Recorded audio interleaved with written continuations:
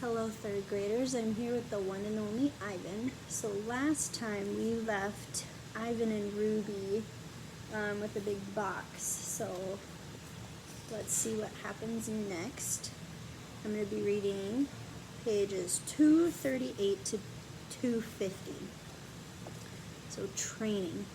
The woman leads Ruby to the box. She places an apple inside. Good girl, Ruby, she says kindly. Don't be afraid. Ruby inspects the box with her trunk. The woman makes a clicking sound with a little piece of metal she is holding in her hand. She gives Ruby a piece of carrot. Each time Ruby touches the box, she gets a click and a treat. Why is she making that clicking noise? I ask Bob. They do that to dogs all the time, Bob says. I can tell he doesn't approve. It's called clicker training. They want Ruby to associate the sound with the treat. When she does something they want, they make that noise.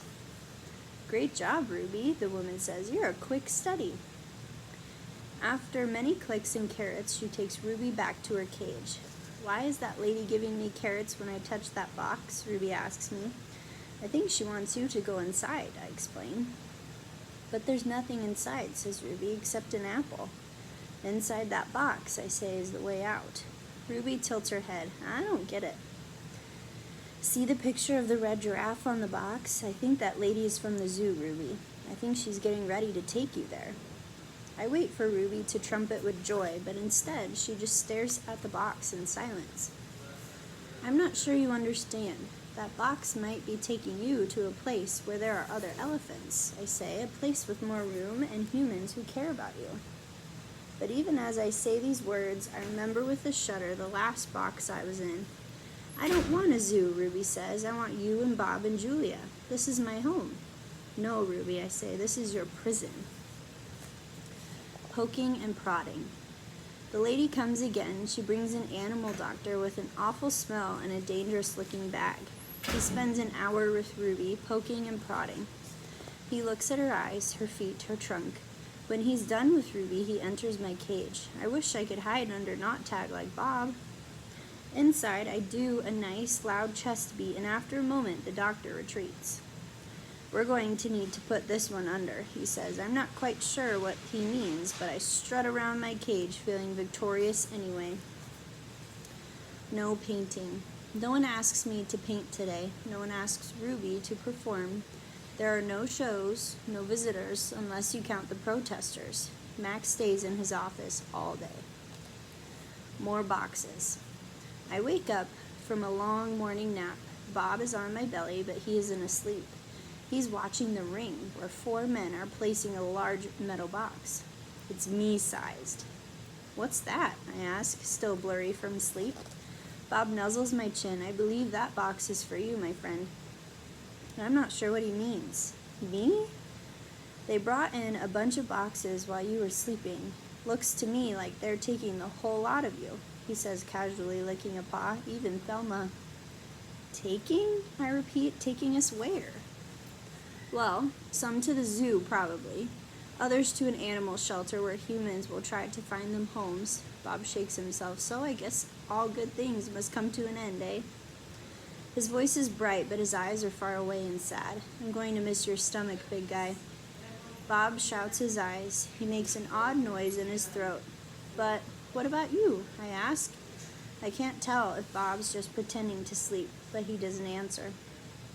I gaze at the huge, shadowy box, and suddenly I understand how Ruby feels. I don't want to go into that box. The last time I was in a box, my sister died.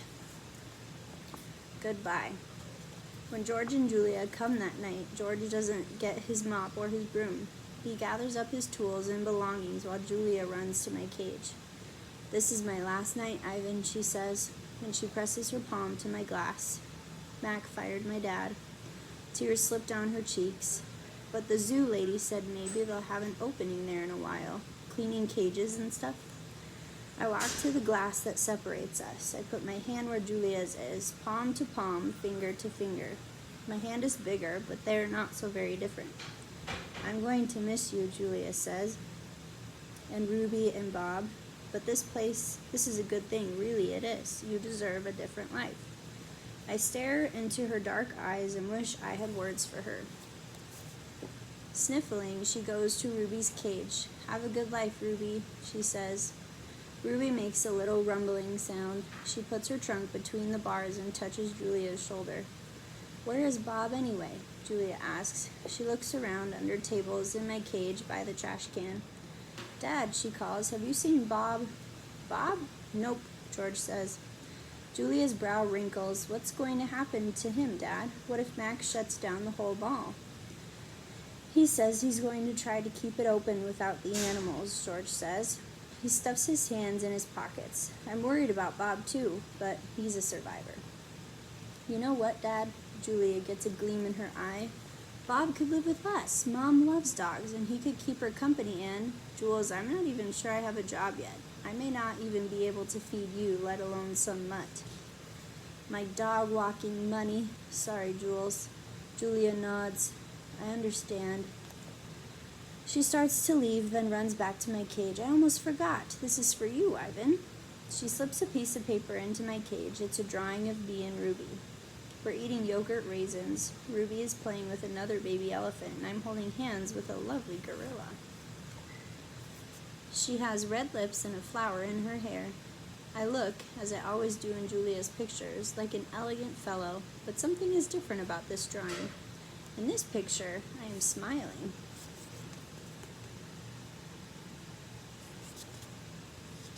Click. The door to my cage is propped open. I can't stop staring at it. My door. Open. The giant box has been moved, and it's open too. The humans have pushed it up against my doorway. If I walk through my door, I enter their box. The zoo lady, whose name is Maya, is here again. Click, yogurt raisin. Click, tiny marshmallow. Click, ripe papaya. Click, apple slice. Hour after hour, click after click. I look over at Ruby. She waits to see what I will do. I touch the box. I sniff the dark interior where a ripe mango awaits. Click, click, click. I have to do it. Ruby is watching me from between the bars of her cage, and this box is the way out. I step inside. Okay. Well, my question for you would be, what do you think's going to happen to Bob when Ruby and Ivan leave? So leave your comments in the journal section, and we'll be back tomorrow.